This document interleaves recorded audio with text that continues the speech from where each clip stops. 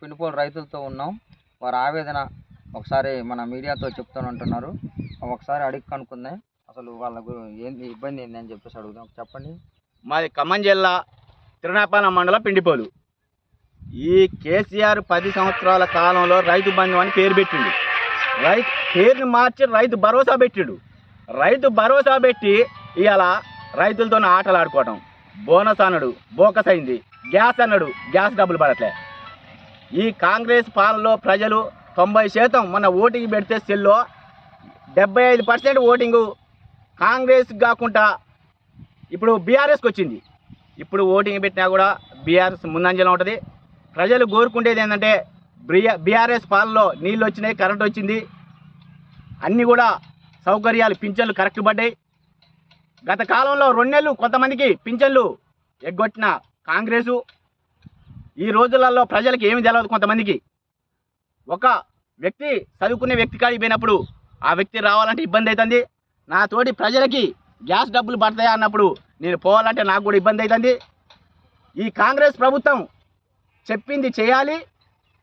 కొత్త పథకాలు అన్నాడు. 18 సంవత్సరాలు వస్తే 2500 అన్నాడు. 18 సంవత్సరాలు వస్తే స్కూటీ అన్నాడు. తర్వాత రైతు భరోసా అని కేసీఆర్ 10,000 ఇస్తే నేను 15,000 అన్నాడు. నిన్న మళ్ళా మాట మార్చి 12,000 ఇస్తాడు. కాబట్టి ప్రజలు ఆక్రోశంతో ఉన్నారు. వచ్చే ఎన్నికల్లో కాంగ్రెస్ పార్టీకి, కాంగ్రెస్ ముఖ్యమంత్రికి గుణపాఠం చెప్పగలుగుతాం. కాబట్టి రైతుల పక్షాన, రైతు వెన్నెంక, అలాగే బీజేపీ గవర్నమెంట్ కూడా మందు కట్టలకి విపరీతంగా సబ్సిడీ ఇవ్వట్లేదు రైతులకి. ఈ బీజేపీ ప్రభుత్వం కూడా గవర్నమెంట్ మాకు సబ్సిడీ ఇవ్వాలి. ఏదో పెట్టు భరోసా కాదు రైతుకి. ఒక మందు కట్ట ఇవాళ 2,000 నుంచి 21,000. ఏ మందు కట్ట కొందామన్నా, ఏ మందు కొడదామన్నా రైతు కొట్టలేకపోతాడు.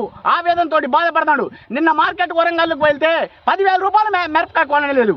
కాబట్టి రైతులకి భరోసా అనేది ఉండాలి. సబ్సిడీ కూడా మందు కట్టలకి ఇవ్వాలి. కేంద్ర ప్రభుత్వం కూడా రైతులను ఆనుకోవాలి. రైతులు ఒక పక్క పంజాబ్, హర్యానా ఉద్యమాలు చేస్తాయి. రాబోయే రోజుల్లో అందరూ కూడా ఉద్యమాలకి ముందు పడతారు. కాబట్టి మా యందు దయ ఉంచి కేంద్ర ప్రభుత్వం, రాష్ట్ర ప్రభుత్వం రైతులను ఆదుకోవాలని కోరుతున్నాం. కొత్తూరు. మా నాన్న చనిపోయి సంవత్సరం దాటిని ఇంతవరకు పింఛన్ పెట్టినా ఎవ్వరు కూడా పట్టించుకోవడం లేదు. అట్లానే మాకు ఇల్లు లేదు, వాకిల్ లేదు, ఏమీ లేవు.